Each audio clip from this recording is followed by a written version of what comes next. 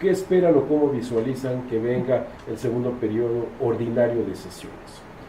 Bueno, definitivamente es un periodo que desde la Constitución y la ley está marcado por una fuerte agenda de trabajo.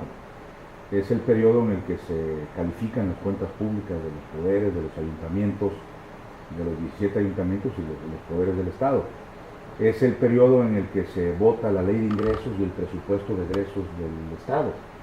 También es el periodo en el que se recibe el informe del gobernador y los funcionarios del gobierno van a la glosa del informe, van a las comparecencias al Congreso.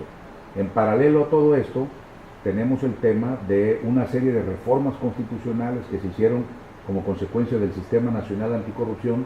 Son 7 leyes que acaba de publicar el presidente de la República en el periódico oficial de la Federación, en el diario oficial de la Federación, que tienen que ver con leyes de la Fiscalía Anticorrupción, que tienen que ver con leyes del Tribunal de Justicia Administrativa, que tienen que ver con reformas a los códigos penales a nivel federal, y yo creo que tenemos una agenda de reformas a muchas leyes que van a impactar el marco jurídico de Tabasco. Aparte de eso, tenemos el tema de lo que queda del sistema penal acusatorio, del nuevo sistema de juicios orales. Y ya está integrado en Tabasco, sí, el 100%. Pero todavía hay leyes que tenemos que ajustar como consecuencias de reformas que se han venido haciendo todavía a la Constitución Federal y a las leyes generales.